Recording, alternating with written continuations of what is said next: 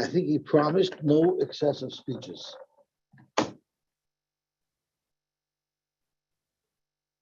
Okay, Zog Tehillah Gemara.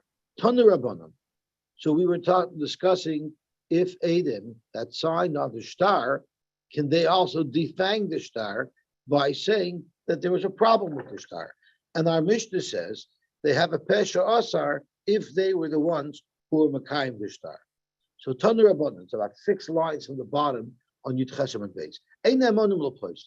They wouldn't be believed to passel it. Divrei Reb Meir. So Reb Meir is a dissenting opinion to our Mishnah because our Mishnah did not quote Reb Meir's opinion. Our Mishnah brings down the Chachamim Nemonim, since they were the ones who were Makayim the star would not have been able to be Makayim without them saying that they are the signatories of the star. They're also Nemon to say that the star is not. The Rabbanan make it very clear as to why the Edom are believed. They're the ones who are Makayim the star. And in that same breath, they're also saying that the star has other problems. Elul Reb Meir, my time. So there were 3 different potential problems that they would have raised with the star. Either we were minors when we signed the star, or we were related to one of the parties when we signed the star, each of which would disqualify our edus, or we were forced. So the Gemara asks, B'shlama psula edus, I understand why Reb Meir holds we don't believe them when they say they're psula edus. Because Malva Gufei Meikora made a daik umechtam. The Malva is not just going to lend out his money without doing due diligence and without protecting himself. So when he gets the Edom to sign on the star, he's going to make sure that these are kosher Edom. Ketanim Nami, Kedirab Shimon ben Lakish, Tamar Lakish, Chazaka, and now we're on Yud Testament Aleph. Ein ha-Edom choshmin on the star, Edom will not sign on the star.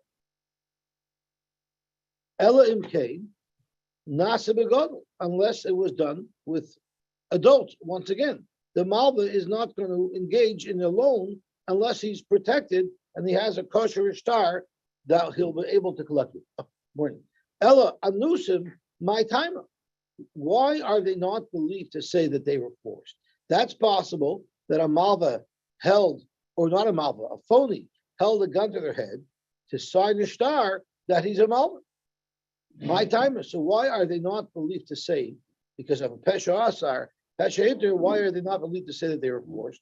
Amar B'chista Kasavar Reb Meir, Edim Sha'amru Lem Chismu Sheker, the Al Taroigu. If Edim are threatened, if you want to live, you better sign this star. They have to give their lives up.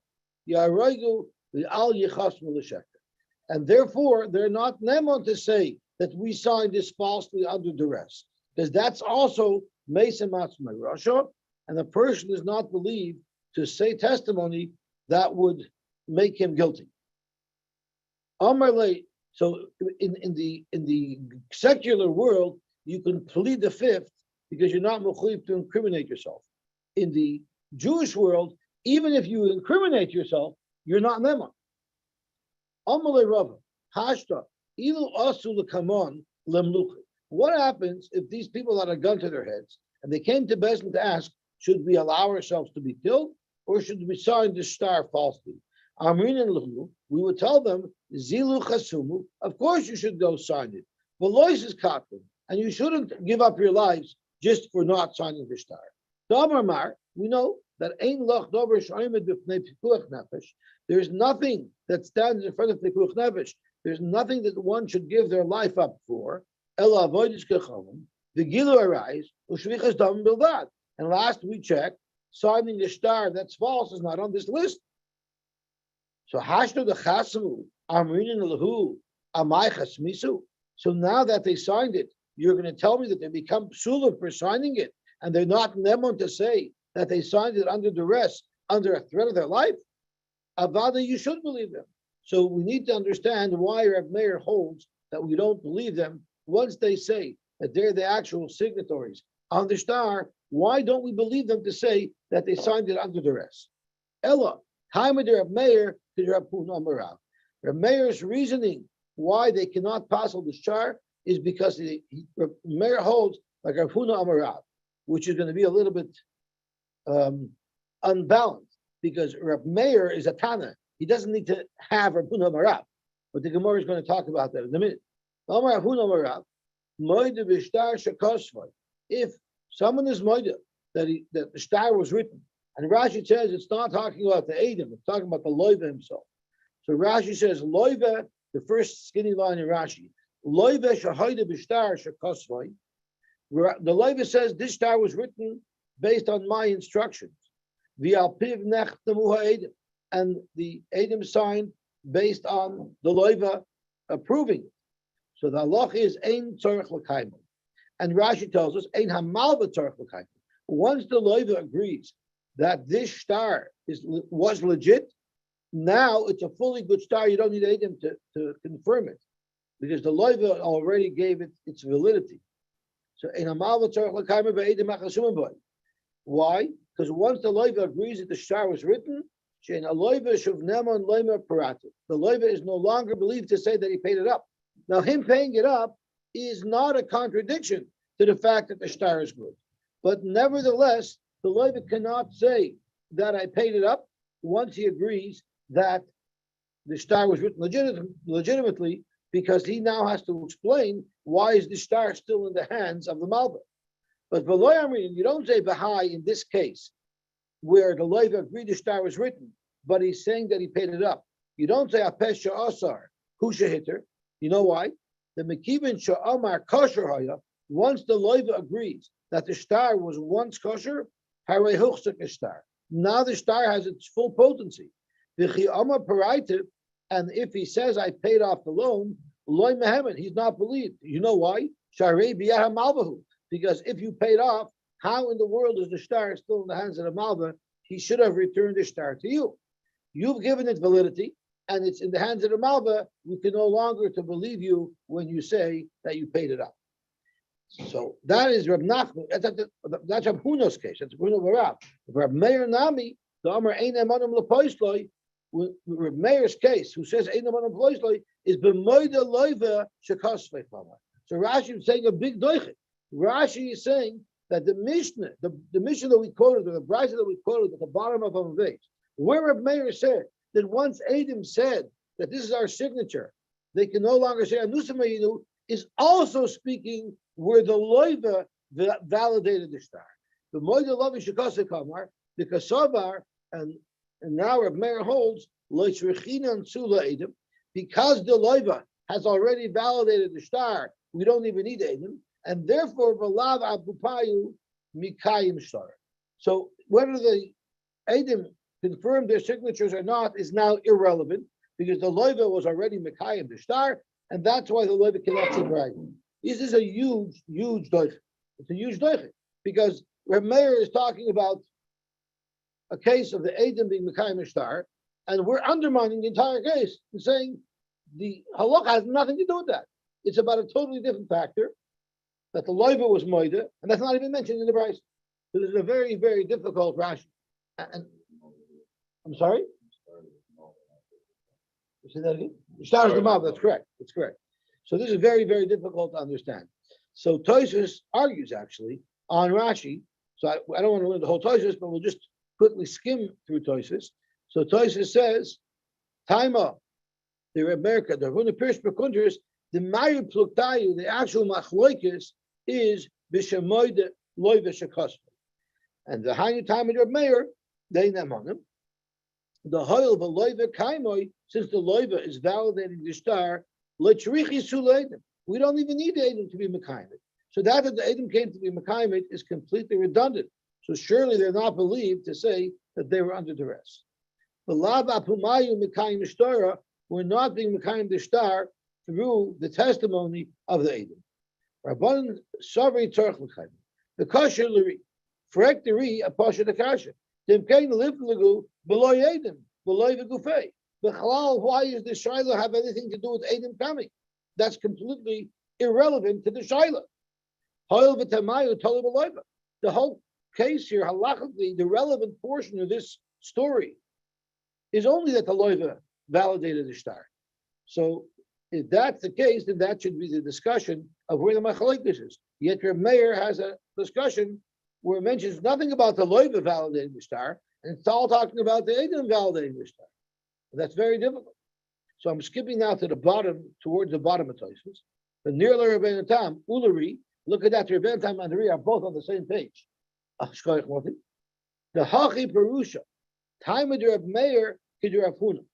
What does the Gemara mean when the Gemara says that the Svar of Reb Meir, who does not believe the Eidim to pass the star, is like Rav Huna, is as follows. The Chemai Sha'omer Rav Huna. The Lo Yamrinon Migu Lifsa La Star Beloiva. Just like when the Loiva validates the star, we don't say that he has a Migui. Migui that I didn't have to validate the star, believe me that I paid it off. Hachanami Reb Meir be'edim. Reb Meir applies that same principle to Edim. The Afal Dalini, even though they're very powerful because they didn't have to come and validate the star, so they should be believed to pass on the star after they're validated. Nevertheless, le postly star of a Migui. So just a parallel case. Reb Huna's Omarav, his Shita, tells you that your Migui doesn't work once you validate a star. And that applies equally if the Loiva validated the star, like in Reb Huna Omarav Shalacha, and equally in the case where the Eidim validated the star, which isn't Reb Meir Shalacha. So I think that's much more geschmack to understand, but that's the machlokes Rashi and Tosfos.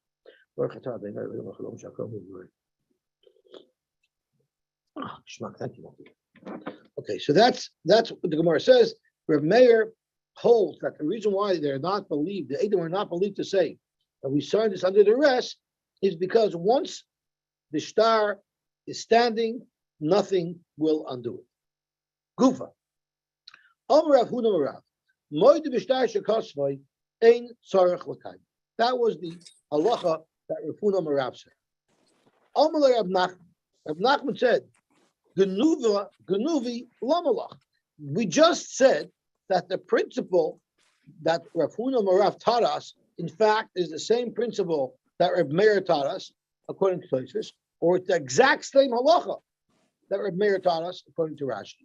So why are you, Rav Huna, coming up with your own halacha as if you just came up with your chiddush, when all you're doing is repackaging the words of Reb Meir? So why are you stealing the words of Reb Meir?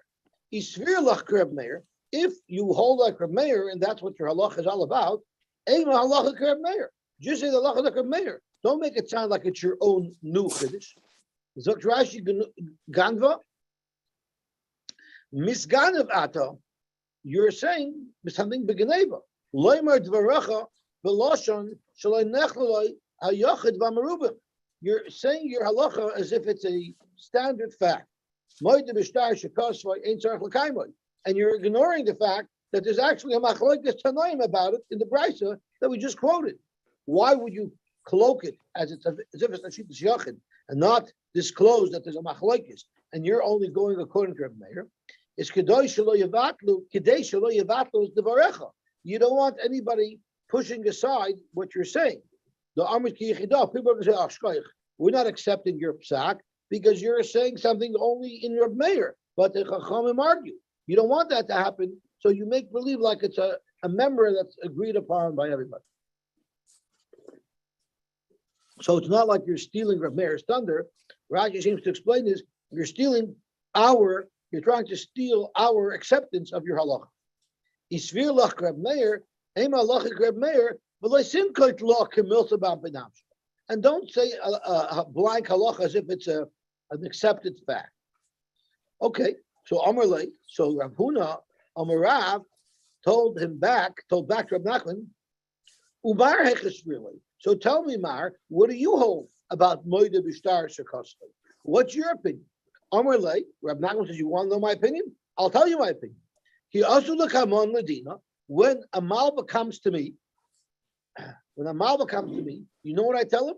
Amrinin lahu, I tell them, Zilu kaimu shtaraichu b'chus ladina. Before you come to the entire, for me to paskin that the loiva should pay, first be mekayim your star. In other words, don't rely on the fact that the loiva will agree that the star was written, because I hold moidu b'shtar shekasvay tzarich l'kaimay, and therefore I advise people that before you come to collect, Don't come to collect with the star relying on the fact that the loiva will agree that the star is legit, because that's not going to work for me, because I'll still accept a kind of variety from the loiva. So therefore, you better get independent verification of your star, and then I won't accept a taina variety from the loiva. Zok Rashi, Kai Mishtarachu, Kach ani rog loimer lemalvim hamavim shtarishem lefanai. This is what I typically advise Malvin who bring their stories to me. And they don't have the Adam to verify that this star was signed properly. And I advise them, first go get your Adam, and be Mekayim the star. Because if you don't do that, even if the loiva will agree that the star is legit, he could still claim that he paid it off with that migud, that he could have denied the validity of the star in the first place. So Zokar Machlin to Rav Huna, I disagree with you. I hold moide b'shtar shekasvay, ain't tzorich l'kay moide, because that's the sheet of the Rabbanon, the Rabbim keneged Rabbein. Amar b'dom Rav, ha'aymer star emona zu. What if he said that this is a star emona? What does a star emona mean? Rashi says lo lava klum. There was no loan ever made. So basically, it's a phony star. It's a star that says Reuben lent Shimon $100, but that never occurred. So why in the world would such a star be written? The loiver wrote this star. So Shimon wrote a star to Reuben that says Shimon borrowed from Reuben $100. Why would someone do that? Obviously, Shimon trusts Reuben, and he wanted to make sure that Shimon if he'll need to borrow money from Reuben, he'll be able to borrow right away, and he won't have to go find a cipher to write up a star. And clearly Shimon trusted Reuben, that Reuben will not come to collect from him, Ella imkain malveyu, unless he really did execute the loan.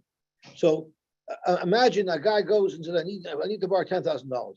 So the Gvir says, I'd love to give you the money, and on my checkbook here, come to the office. No, I have it all ready for you. Everything's done. I have the star, it's all good to go. Right? So basically, the loiva sets it all up so that it should be very easy. So here you have a situation where the loiva claims that the Malva betrayed his trust. He's coming to collect with a star, but it's really a star amana and it wasn't valid. So Aimer, if the Adim come along and say, we signed this star, indeed we did, but we didn't witness any type of loan occur, it was merely a star amana who said. So the loch is Einoi Neman, he's not believed. So the Gemara wants to know the Ka'amar man, who was saying it that it was a star amana. I gave the example of Adim said, but I jumped ahead of myself. If it's the loiva who said that, so the loiva said, yes, I agree, this is a legitimate star, but I didn't write it to a loan that actually occurred. I wrote it for a loan that I hoped would occur. So Pshita, of course he can't be believed. Kol Kibine, which Rashi says, Edim Chsumim Boy. There's Edim. Pshita Niskai B'choisman. Surely if you could verify that the star is legit, and you can get the Edim to verify that, the loiva can't say it was a star amana. He surely not believe, and that cannot be what Rav's chiddush is. The Ella, what Rav's chiddush must be is in a different case.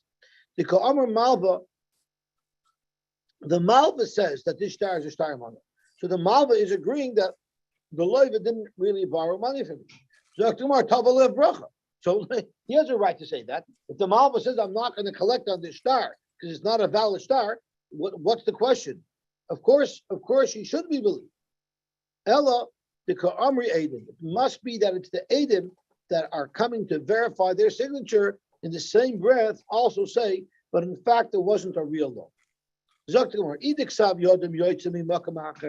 If we don't need them to verify their signature, we can independently verify their signature. It's Pasha they not believe. They surely don't need Rav to tell me that.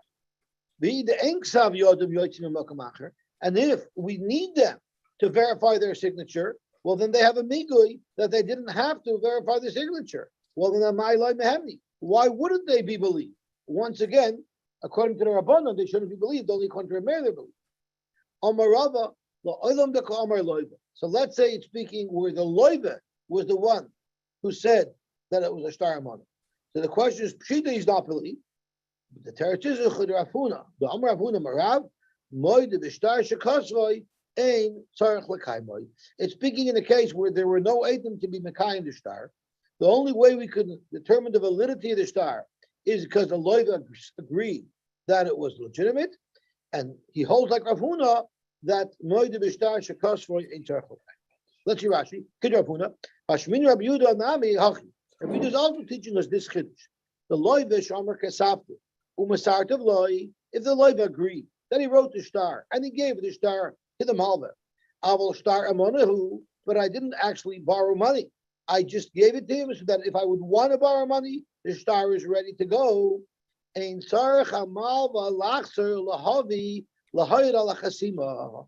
He no longer needs, the Malva no longer needs to verify the star in order to collect with it, because once the loiva agrees that it's a legitimate star, it's a legitimate star.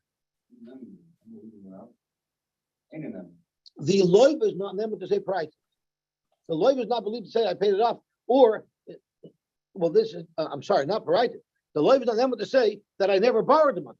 I gave the star, but not because I borrowed money, because I was hoping to borrow money, but I never borrowed money. I'm sorry? Yeah. And the Malva could say that you owe me the money.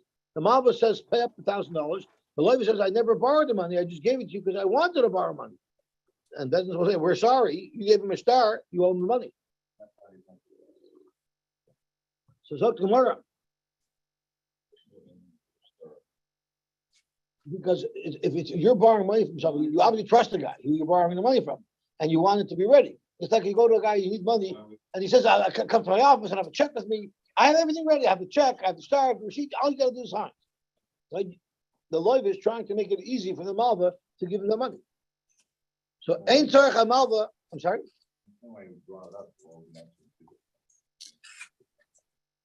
I'm not sure. In this case, he obviously made a mistake.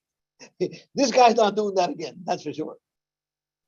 So Ein Tzarech Malva Lachser Lahavi Lahoyra Lachasima. The Malva doesn't have to verify the star independently, and he can claim there was a loan made, and he can collect on it. The Ein Neman Loiva LePoisloi. The loiva is not believed to passel the star and say, in fact, it doesn't represent an actual loan that occurred. Because if Adumi says, nobody would do it. So the reason why the Malva gets to collect, because we don't buy your story. We don't buy your story that you actually gave the Malva a star without actually taking money. Like Dumi said, you would have drawn up the star, but maybe you would have held on to it until you actually got the money. So that's exactly the svara. It's hard to believe that someone actually would have done something, and in fact, we don't believe that someone did this. Abaya Omar, La'olam the Omar Malva. It's the Malva who said that it's not a valid star. So the Gemara asked, Tavel Bracha, the Malva has every right to walk away from money that's owed to him. Zot Gemara, in this case, he does not have a right to walk away. This Malva, who is claiming that the loiva owes him $1,000, guess what? He owes somebody else $10,000. And that other guy who he owes $10,000 is trying to find funds with which to collect. So if the Malva is going to give up his rights to that money, his creditor now cannot collect. If the Malva agrees that this star doesn't represent the real debt, so who is he hurting? He's hurting his creditors. Because now he doesn't have money with which to pay them. But how you write to his creditors were hoping ligvois chayvzeh. And so the question is, how is it chav lacherim? I have a relationship with my loiva that's none of your business. So why would you have any rights? Why is it chav lacherim? How do you have rights, financial rights, to the money that's owed to me? We have a separate relationship in which I owe you money. Dr. Maruch Rav Nosson, because it's using the principle of Rav Nosson, the very famous Shibuda Rav Nosson that everyone talks about. The Tanya Rav Nosson Omer, Minayin Lenoisha Bechaveru Imana. How do you know that if Reuven is owed Amana by Shimon, Bechaveru Bechaveru, but Reuven also owes Levi money, Minayin Shemaitzin Mizeh Benois Mizeh. How do you know you can take money from Shimon, who is the debtor of Reuven, and give it directly to Levi, who's the creditor of Reuven? Talmud Loimar, V'nosan lasher osham loy. You give it to the person who's ultimately the person who it's owed to. And therefore, here you have a malva who wants to hurt his creditor by agreeing that he is not owed money by his creditor. He cannot do that. He's not believed. Because the chiddush is that his creditor has a financial interest. He owns the liability that Shimon has to him. So he can't just agree that Shimon doesn't have to pay. So Rashi, v'nosan lasher asham loy, v'loy kasav lasher hilveyu. It doesn't say you should pay to the person who you borrowed money from. It says you should pay to the person who's ultimately owed the money. So we learn ela lasher asham shaloy. You learn that it goes to the master creditor. The asham who keren, asham is referring to the keren of the principal of loan. Beautiful. So that is the shibuda de Rab Nosson. So the shaila is, what is the halacha? What is the halacha? Is someone who owes money to a third party, is he allowed to be moichel alone? So Tosfos asks the following question. Why didn't you believe the malva with a migud? He wants to say that it's a shtaramana. We don't believe him, but believe him with a migud. He could have been moichel the money, and that he is allowed to be. So if you sell a shtar choyv to your friend, which means Shimon owes you $1,000, so that has some value in it. So you sell that debt to somebody else, and then you went and you were moichel the choyv. You sabotage the value of what you sold. Mochel, it is mochel.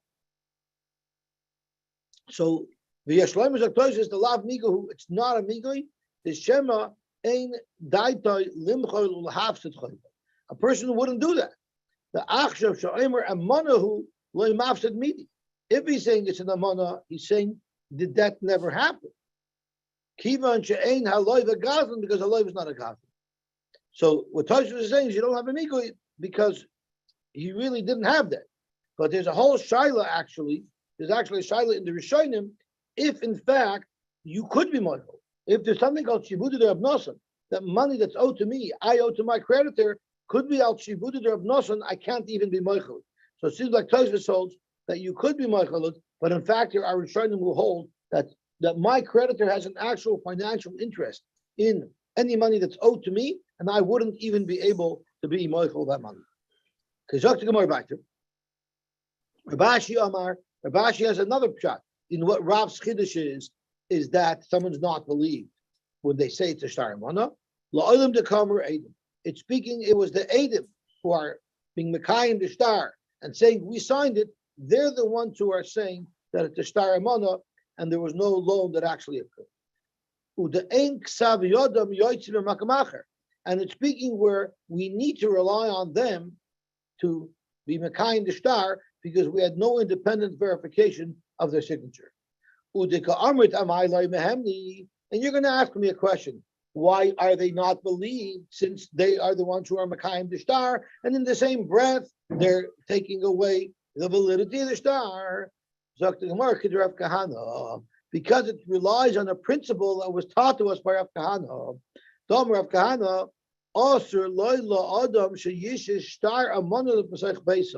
it's also for someone to have such a star in his household.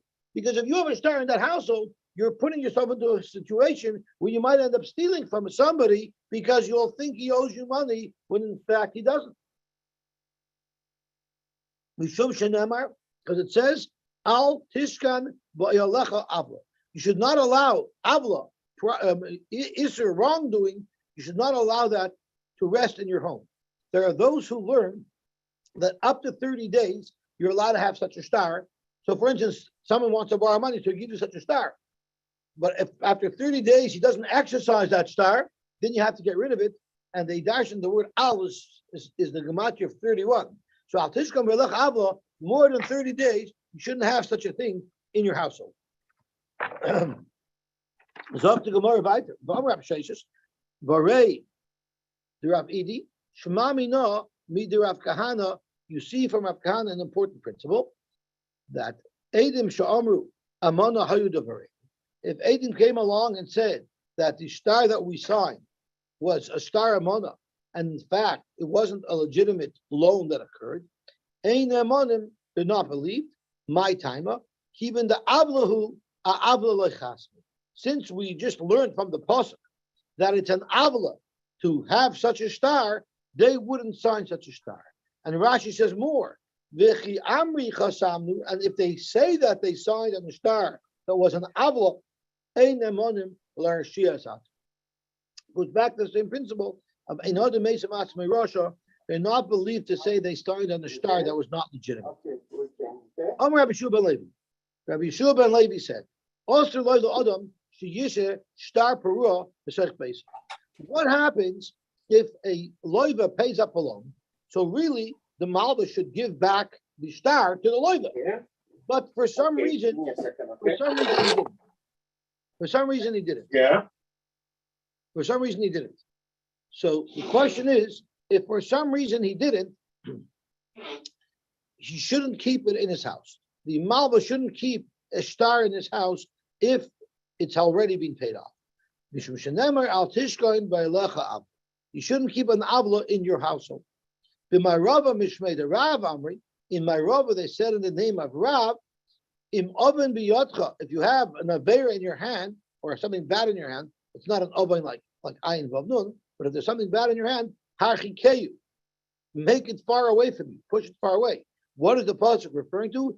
Zeh shtar amana, that's referring to a shtar amana and a shtar pasim. What's a shtar pasim? I've shared this story. A Yid once goes to his friend and says, Yankel, I need to borrow $100,000 from you for 1 hour. For 1 hour. So his friend looks at him like, why would you need $100,000 for 1 hour? He says, you know me for 20 years. You know I'm not ripping you off. Give me that. I promise you in 1 hour, I'm bringing back the money. Please give me the money. So his friend says, where are you going to get it back from? What are you doing with it? He says, you don't trust me? We're friends. I won't steal from you. So his friend gives him $100,000. He disappears. An hour later, he's back with $100,000. As promised, he gives it back. So his friend says, so tell me, what was it for already? What could you need? $100 for 1 hour. It's very simple. I was getting a prabba as a robe in the shul. And I had to make a drosha. I want to tell you something. So that's a besser with $100,000 in tash. You could speak with more confidence when you have $100,000 sitting in your pocket. That's all I needed for.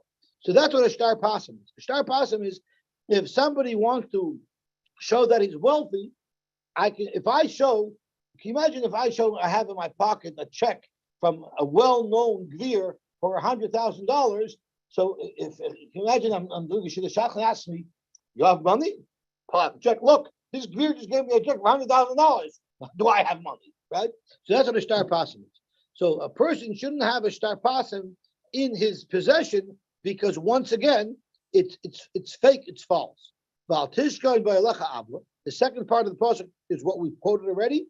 Zeh shtar perua. So let's think about it. What is worse? What is worse? A shtar pasim which was false from the moment it was written, a shtar amona which is false from the moment it was written, or a shtar perua which was a legitimate star. It's just that you haven't given it back after you were paid off.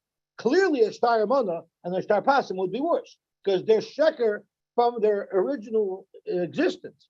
So mandam a shtar perua, if you hold that even a shtar perua you're not allowed to hold in your household, koshkin shtar amona. For sure you shouldn't be able to have a shtar amona which was false from its very beginning. But mandam a shtar amona, but if you hold that the pasuk is referring to a shtar amona, he might agree avo shtar perua loy. A shtar perua you are allowed to retain in your household. But why? There's only one reason that I could think of why you would hold on to a shtar perua. That's because you're corrupt and you're going to use it to collect again. Zok the Gemara, no. There's actually a legitimate reason why a malva would want to hold on to a star even though he was already paid off. Why? Because who has to pay the cipher to write the star? That costs money too. Normally, it's the loiver's responsibility to write the star. So, you know, sometimes when you give money to a cause online, they ask you, would you like to give an extra $3 to pay for the visa processing fee? And sometimes the bugs, come on, I'm giving you $100. You want to snore another $3 off of me for the visa processing fee? But that's a very common thing, right? It ever happened to you? So that's exactly what this is. the loiva tells the malva, "Can you lend me $100,000? But can you also give me an extra $5 to pay the cipher to write the star?" So the loiva has to pay that back. Now, what if the loiva had enough money to pay back the choiv, the $100,000, but the loiva couldn't come up with the extra $5, which was the fee to write the star? So the malva was holding on to that star as a mashkin for that money. So almost zimnin the mashi lay apshiti desafra. It's legitimate for the malva to want to hold on to the star until he gets paid back from the loiva for the cost of writing the star. So I guess the loiva better get that money fast. So let's see Rashi.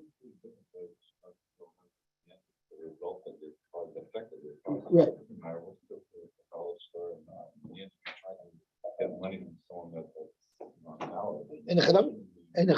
That's why the loiva would want to come up the money quickly. But I agree. I'll pshit the safra. Let's see the second line of Rashi. Shal haloiva lit in schar hasoifer. The loiva is generally the one who's paying the soifer. And sometimes the loiva doesn't even have enough money to pay the soifer. And the malva ends up fronting those funds. And when the loiva pays back the loan, he's also expected to pay the malva back for that as well. And the malva will withhold the star until that's paid. Itmar. Sefer she'enei mubin. When Rashi says it's referring to Torah, Nevi'im, and Kesubos, there are those who learn that this is only referring to Sefer Torah. But if you have a Sefer Torah, there's a problem with it. It didn't have the computer check it. It's something that's not 100% that you can rely on it. Omer Abami ad lamed joim muter l'shoisa. You're allowed to hold on to it. You're allowed to have it in your possession for 30 days. That means without the gartel on the outside. We have a minute. We put the gartel on the outside of a Apostle Sefer Torah. But you don't even have to have a gartel on the outside for 30 days. So I have a funny feeling that Chassidish Torah that I told you about, referring to 31, isn't going on a star of mominus that you shouldn't have at all if it's fully paid off. I have a feeling it's referring to this command. For 30 days, because this is where we have the distinction of 30 days. So I was mistaken. So for 30 days, you're allowed to hold on to such a Sefer Torah. But after 30 days, once again, because someone might lane with it, don't keep in your possession a problem. I guess because you're going to fix it. You're planning to fix it. So you need to. If it becomes toxic waste immediately, so how are you ever going to fix it? Edim that said, Amana hayu devareinu. Our star was a monarch, meaning it wasn't a real loan. What about Moidah hayu devareinu? So Moidah hayu devareinu is another interesting concept. Rashi says what it means is Moidah hayu devareinu im star mecharu. It would be referring primarily to a star mecharu. So they signed on a star that Reuben sold this property to Shimon. And the Edim that are signed on the star told us that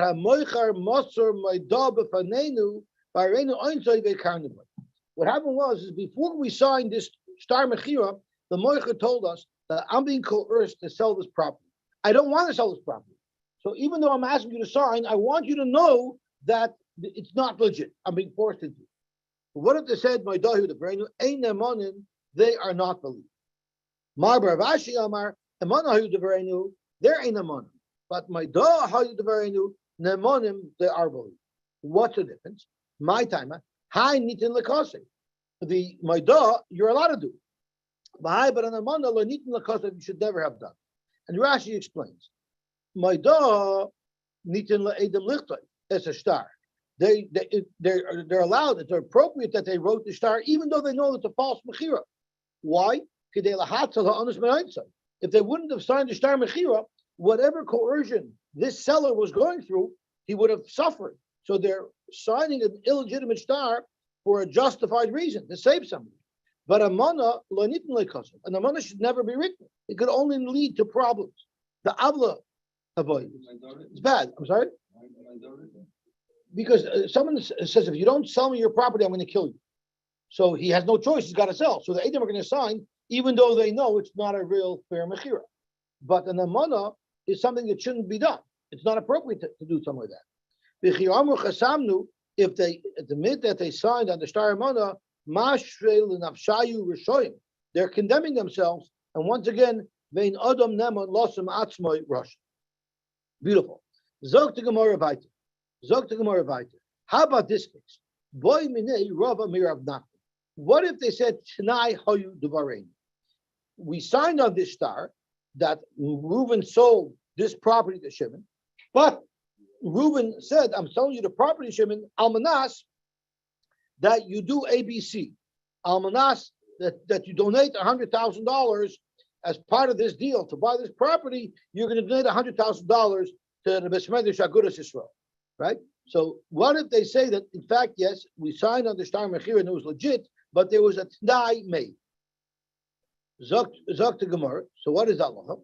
Before we go weiter, Daniel Finkel asked me in the name of David Kleiner that their shear, since there's unfortunately too many people in our Bishmedish who aren't well, they accepted upon themselves to finish Tehillim every day, and they split it up to 30 people. So everyone said the kapitlach for one day of the month, and they need help because they don't have enough people. What? Right. So they asked if we would join.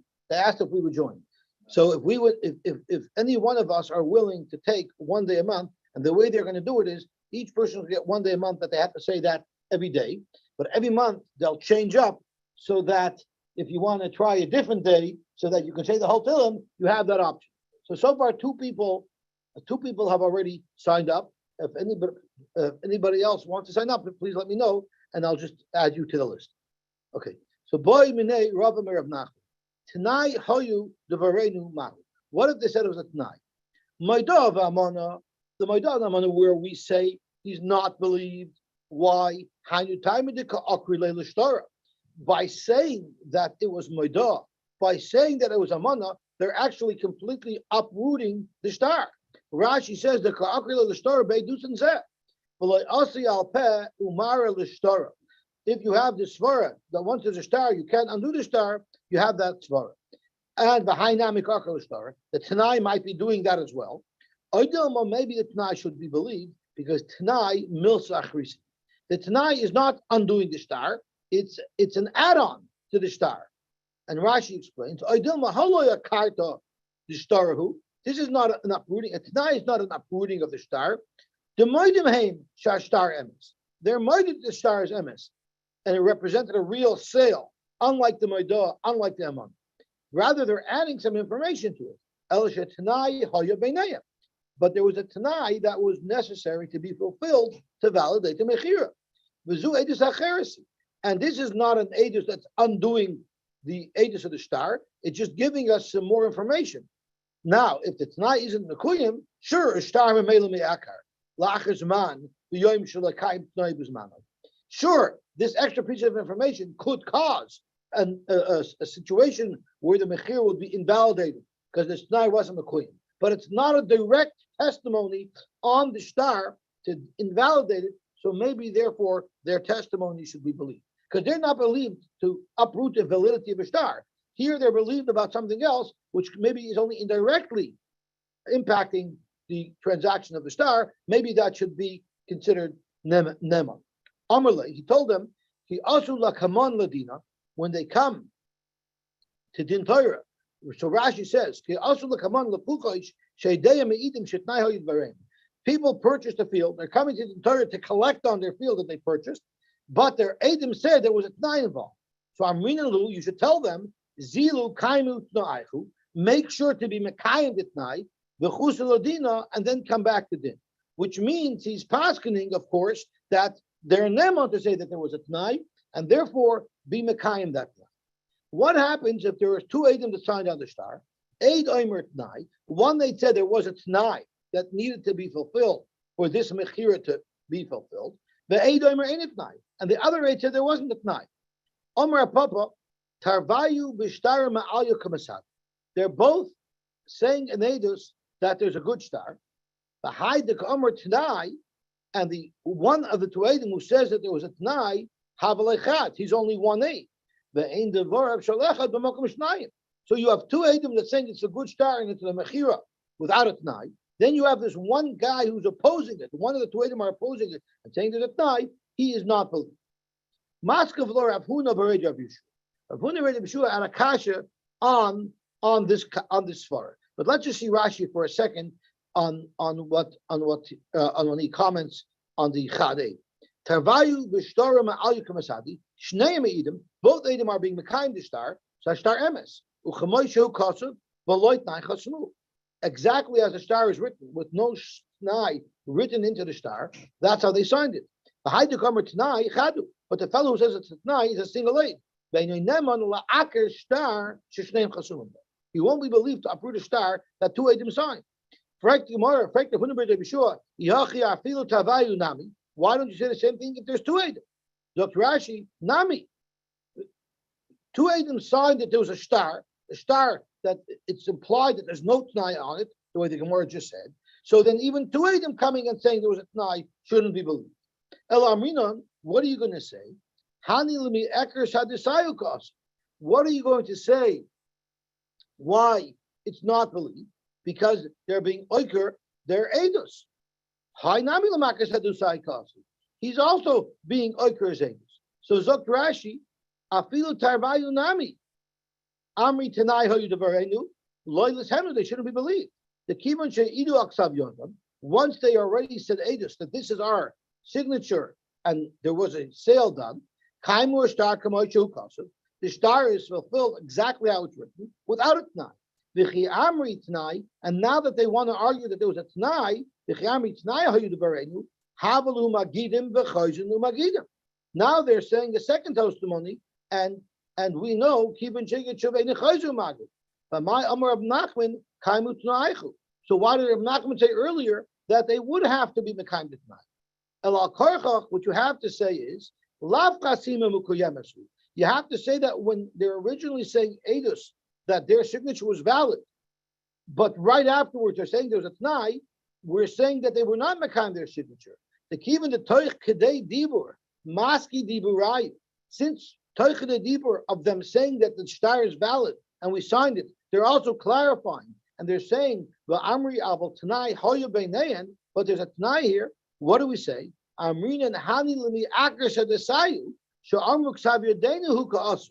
They're actually uprooting their edus that in fact they signed this star and it's a valid star. They're actually saying so there never was an independent validation of the star, because in the validation was built in that it's only valid if there is a Tnai. We also said that the Tnai isn't a direct attack on the star, it's an indirect attack on the star. It only causes at a later date, should the Tnai not be fulfilled, only then will it indirectly impact the transaction of the star. It's not like we said earlier, where the Edom are not believed as with a direct attack on the star. And we believe the Edom who say that there's a Tnai there, the Edom B'fnei. So therefore, Haninami Kisayim V'Amr Tnai Hava, when this aid says there's a Tnai, Akar L'Chasim is Yodei, even a single aid should be able to say that my validation of my signature is not a good validation because it's dependent on the Tnai. Loimer Loi Chasamti Ella Almanas Kain. I only signed the star knowing that there was a Tnai in the transaction. The Chivon de Islam, the Milsa Achriti, and since we say that the Tnai isn't a direct attack on the star, it's a different Eidos, therefore you believe the Eid is believed to say that, and this extra little Tnai only indirectly will invalidate the star if the Tnai is not fulfilled. The star only has an Eid Echot who says there was no Tnai. The Eid who says there was a Tnai, his chasima, his validation is not complete, is not full, and therefore he should be believed as well. Zok the Gemara, we pass that even if one of the two Eidim say that there was a Tanai, the Eid is believed and the Tanai has to be fulfilled. I think that would probably be the best bet, right? That's probably the normal practice. But here they're saying that there was and there wasn't written Mitzrayim.